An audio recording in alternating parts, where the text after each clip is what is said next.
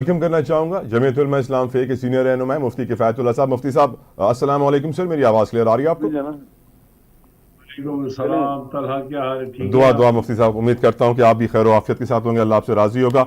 मुफ्ती साहब, आजकल मौलाना फजलुर रहमान की तोपों का रुख इस्टेब्लिशमेंट की तरफ है बहुत ज्यादा। ये काम अगर शायद पीटीआई वाले करते तो उनको तो सर रातों रात उनके कारखाने भी बंद होते, उनके घर वालों को भी उठा लिया जाता, उन्हें भी उठा लिया जाता। मौलाना फजलुर रहमान के साथ सर ऐसा सॉफ्टवेयर अपडेट वाला हादसा हो नहीं रहा, कैसे, क्या वजह है सर, क्या ताकत है उनके पास? बिस्मिल्लाह। तलहा, आपको जरा जल्दी है, जरा सब्र तो करो। अब अच्छा। मंजर भी तब्दील होगा, पस मंजर भी तब्दील होगा। पहले तो हम थे उस साइड पर जहाँ पीडीएम खड़ी थी, जी। तो हमारे तोपों का आरोप पीटीआई के खिलाफ था कि 9 मई को क्यों हुआ और क्या हुआ और कैसे हुआ। लेकिन जब हम खुद मुतासर हो गए उससे और वो नाकाबिल बर्दाश्त नुकसान हुआ, तो फिर भी हमने सोचा कि अब कितना एहतराम किया जाए एस्टेब्लिशमेंट का। और जितना एहतराम करते हैं तो क्या उसका अशर अशीर वो भी करते हैं। और जो हमें मुरब्बत होती है कि मुल्क है और मुल्क की ये दिफाई लाइन है, तो क्या उनको भी इतनी हया होती है? तो जाहिर है तो नहीं होती। तो फिर हम भी नाराज हो गए। अब हमारी जो नाराजगी है वो उसूलों की बुनियाद पर है। यानी अगर लोग पीटीआई को वोट देते हैं और पीटीआई के लोग जीते हैं और जेयूआई नहीं जीत सकते, उनमें कोई एतराज नहीं। लोग पीटीआई का हक बनता है, उनको दे दिया जाए। लेकिन जो 8 तारीख को इलेक्शन हुआ, 9 को तो फिर एक और इलेक्शन हुआ। लोगों ने जो वोट डालना था वो डाल दिया, फिर उसके बाद जिन्नात ने वोट डाले। तो जिन्नात के उस बंदर बांट के अंदर इंसाफ नहीं हुआ। जिन्नात के उस बंदर बांट में इंसाफ नहीं हुआ। तो इंसाफ नहीं हुआ तो फिर ये लोग फिर कौन सी मुकद्दस गाय है कि उनके बारे में बातें की जाए? तो हम बात करते हैं।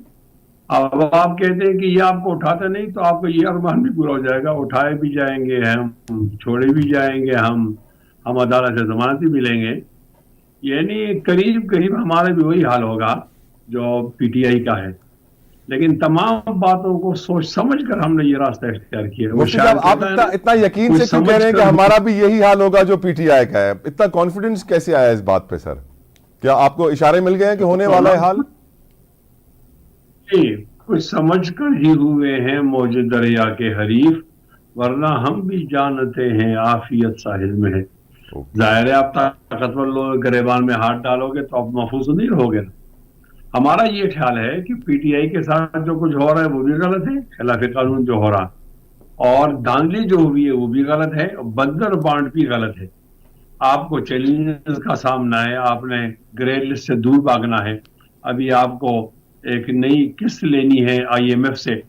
लेकिन जब आपके इलेक्शन ठीक नहीं होंगे तो सियासत ठीक नहीं होगी। जब सियासत ठीक नहीं होगी तो मीशत और सियासत तो जुड़ी हुई है, तो आपकी मीशत बहुत ज्यादा खराब हो जाएगी। इसलिए हमारा ये ख्याल है कि हमारा लहजा ठीक है, और हम कुछ दलाइल देख कर ही हम बात करते हैं कि ऐसा नहीं हो। अब हमारी जमात जो है बलूचिस्तान के अंदर वो रोडों पर है, सिंध के अंदर वो है, हम पूरे एहतजाज में हैं, हमारी बात नहीं सुनी जा रही। तो यहाँ हमारे एमक्यूएम के अहबाब, उन्होंने लोग जो खड़े किए थे 15 थे, सीटें उनको 17 मिली। और आप अंदाजा लगाओ, पीपल्स पार्टी सारी की सारी सीटें जीतती है सिंध में से, अंदरून में से कोई और आदमी हर्फ गलत की तरफ भी नहीं जीतता। और पंजाब तो ये तय कर दिया गया था कि हम पंजाब देंगे नून को, और हम सिंध देंगे पीपल्स पार्टी को, कराची एमक्यूएम को मिलेगी, और खैबर पख्तूनख्वा मिलेगी पीटीआई को, सर ये और कैसे हो सकता है मगलू कि को। उन्होंने फैसला किया होगा पीटीआई को मिलेगी? मुफ्ती साहब, वो तो बिल्कुल ये नफरत ना, करते हैं पीटीआई से सर। बस वो हैं तो पाकिस्तानी है ना, बाहर के तो नहीं है। इख्तिलाफ भी होता है, लेकिन एक दलील ये भी बना दी, देखो वो फलान जीत गया, अगर हम मुदाखलत करें तो। ओके ओके, बिल्कुल सही कहा आपने मुफ्ती साहब, ये वाली रीजनिंग बहुत दी जाती है। अजहर सिद्दीक साहब, वर यू लिस्निंग सर? मुफ्ती साहब ने क्या फरमाया?